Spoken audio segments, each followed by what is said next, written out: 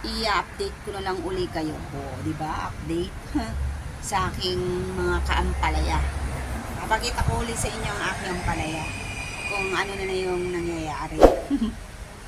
Kasi, ilang weeks na? 2 weeks na ba? 2 weeks na ba yung ampalaya ko yung huli kong pinakita sa inyo? Kung may mga improvement, kung may mga tsaka kung ano, ay nako. Umaraw na, kaso 2 araw na umulan. Pero ngayon, hangin na lang. Umaraw na. Ngayon lang umaraw eh. Kaya, nag-alala nga ako nung nakarang araw kasi baka ulan ng ulan, yung mga aking mga ampalaya, mga gulay, mamatay na. Pero, hindi. Kaya, mag-ano pa itong mga makakasurvive pa ng mga ilang araw. Kasi paiba-iba ang weather eh. Ayan o. Araw. Ang weather ngayon. Kahapon, umulan. Nakarang araw, umulan. Ito na siya, oh. Ito na yung gumagapang papunta doon kanina. Ay, noon. Pero ngayon, binalik ko siya. Kaya tingnan nyo, oh. Lumiko siyang papagano. Kasi umakyat siya doon noon. Tapos, inalagay ko siya baka sakaling bumalik siya doon. Kaso lang, ay, umakyat siya doon. Oh, hindi ko alam. Ha? Pero ang good news, may maliit na bunga. Ayan. Ayan! Ang maliit na bunga. O, diba? Gumagawa sila ng paraan para laang makabunga. Ayan yung flower niya. Ang palaya. Ganda. Yellow. Ganda ng pagka-yellow niya. Tapos mamumunga pa. O, saan ka pa? Pero yung sinasabi ko sa inyo noon na bunga niya dito, saan ba dun? Wala na. Wala na as in talaga. Ayan na siya, oh. Ipapakita ko yung huli ngayon. Ayan. Ayan yung bunga niya. Uy, nahulog. Ito, oh. Wala na, natuyo na talaga. As in, natuyo na. Ito na, natuyo na. Paulit-ulit ka, Inday. Oh, natuyo na. Wala na. Pero ang dami na namang bulaklak na nagsisimula ay namumulaklak. Ano ba yun? Ito siguro ang pumapatay eh. Ito oh. Oh. Ayan oh. Oh. Insekto. Alis dyan. At yan ay mamumunga pa. Ayan. Ay! Uy, marami sila pala. Ayan na naman, oh. Pumunta na naman doon. Talagang, ito pa. Ay, wag naman. Naghahanap siya ng kanyang masisip-sip. Oh, pupunta doon siguro sa bulaklak. Ay, wag kang lumapit sa akin. Ano ba yan? Yan. Ay, dahon pa lang. Ayan, oh, ang sarap ng pagkadahon niya. Oh, yummy, lalo na ito, oh, kanyang ugot. Naimas na ito yung naugot.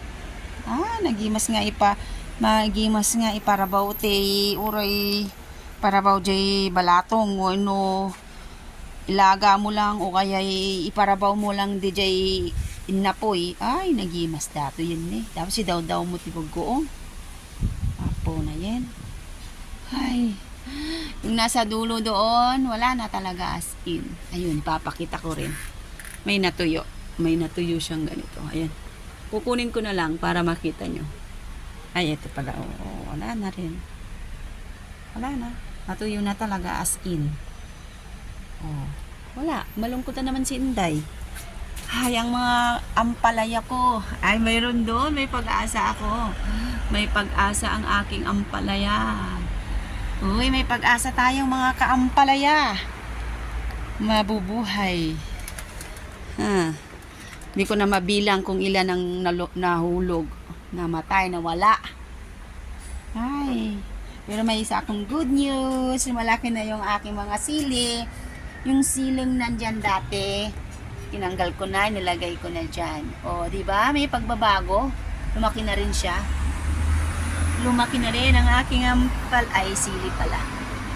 Sili, pero itong mga okra ko, ganito pa rin. Pero ito, hindi ko alam kung ano to eh. Kung anong nailagay ko dito. Ba't ganito itsura? Parang kakaiba. Ayan. Ang aking okra. Yun, yung mga okra pang iba. Pero yan, sana mamunga kahit isa man lang o dalawa. O, diba? Pero may good news ako sa inyo. Tararan! Kasi, yung sinasabi ko sa inyo dati na sana mamunga, sana mabuhay. Ay, eto, nagsisimula na masira na naman yun. Kasi nagyelo na naman siya. Nagyelo ka na naman ang palaya ko. Simula na yan na mawawala na siya. Wala na. Mahuhulog na naman yan o kaya matutuyo mismo sa kanyang mga... Oh, pero ito. Tararan, dahan-dahan lang muna para surprise. Oh, ewan ko kung nasisilip na dyan. Tararan, tan. Ito yung sinasabi ko sa inyo nung nakaraan na sana mamunga. Yan! Lumaki na siya! Nakakatuwa! Pwede ko nang ilahok dun sa sa aking munggo talaga. Oh, di ba? Kaampalaya ko. Ay, for the first time, lumaki ng ganyan. Hindi ko talaga, naiiyak ako. Naiiyak ako, my gosh. May ganung kalaki talaga ng ampalaya ko. Hindi ko sukat akalain na haba siya ng ganyan. O, di ba? Isang dangkal na siya. Yummy. Ito naman kasi, ito ng mga set ko na to, talagang unti-unti naman nilang diba? Naghahanap na naman ng mga mga bulaklak. Hindi na kayo naawa sa akin. Pandahirap akong buha-buhayin. Ayun, nagiging lanta na nga itong mga to eh. Kasi siguro, asan na yun? Ay! Ito, papakita ko rin sa inyo yung kanyang mga, ano ba tawag dyan sa Tagalog? Yung mga to niya, mga dulo niya, ang sarap. Ang sarap ilagay sa munggo. Ang dami na. Sabi nga ng aking bunsong anak na lalaki, sabi niya, kailan tayo kakain ng balatong? Ng munggo. At nang masahog daw ang mga to. Kunting ano na lang anak, at ay malapit na. Ano na muna natin yung winter. Yung summer. Pag nag-winter, tsaka sawa tayo ngayon sa sa ampalaya. Saan na, di makita. Pero ayokong hawakan kasi baka, alam mo na, sensitive. Kaya, ganyan na lang. Oops! Selfie ng aking ampalaya. Ay, naku po. Talagang hindi ko na mahintay pa. Bye-bye na muna.